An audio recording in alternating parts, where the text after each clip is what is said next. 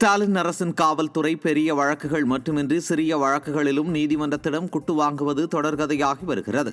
அந்த வகையில் கன்னியாகுமரி அருகே மோசடி வழக்கில் 2 ஆண்டுகளாக குற்றவாளிகள் ஆஜர்படுத்தப்படாத நிலையில் நீதிபதி கண்டித்ததன் பேரில் விடிய அரசின் ஏவல் துறையினர் குற்றவாளியை ஆஜர்படுத்தியுள்ளனர்.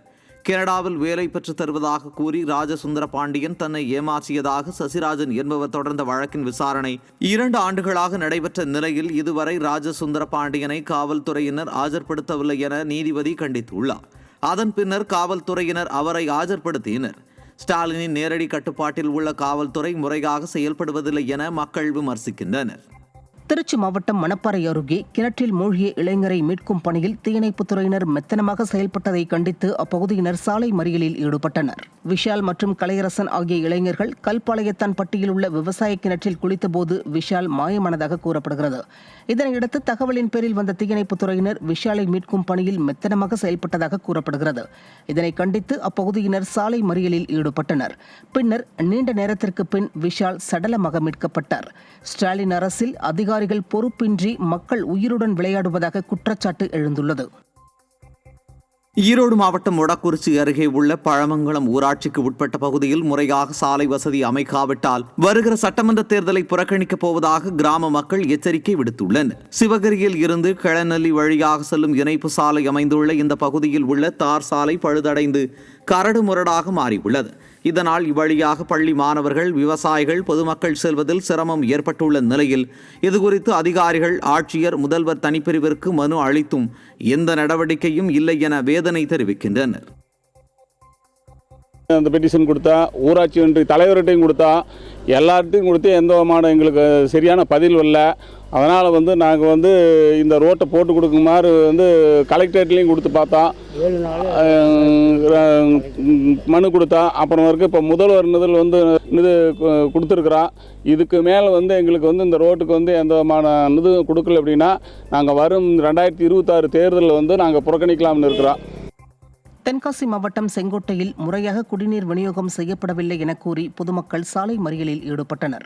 நகரின் 19வது வார்டு பகுதியில் உள்ள குடிநீர் விநியோகம் முறையாக இல்லை என்றும் இதுகுறித்து பலமுறை புகார் அளித்தும் நடவடிக்கை இல்லை என்றும் அப்பகுதியினர் குற்றம் சாட்டியுள்ளனர். வெற்று மாடல் ஆட்சியில் அடிப்படை தேவைகளின்றி மக்கள் அவதியுறுவதாக சமூக ஆர்வலர்கள் சாடியுள்ளனர்.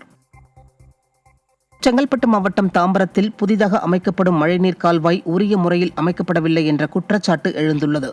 முத்துலட்சுமி நகர், சிட்லப்பாக்கம், செம்பாக்கம் சாலையில் பழுதாகி இருந்த மழைநீர் கால்வாயை அகற்றி புதிய மழைநீர் கால்வாய் பணிகள் நடைபெற்று வருகின்றன. இந்த நிலையில் இந்த மழைநீர் கால்வாய் முறையாக அமைக்கப்படாமல் வெறுமனே பட்டி டிங்கரிங் வேலை செய்யப்படுவதாக மக்கள் குற்றம் சாட்டுகின்றனர்.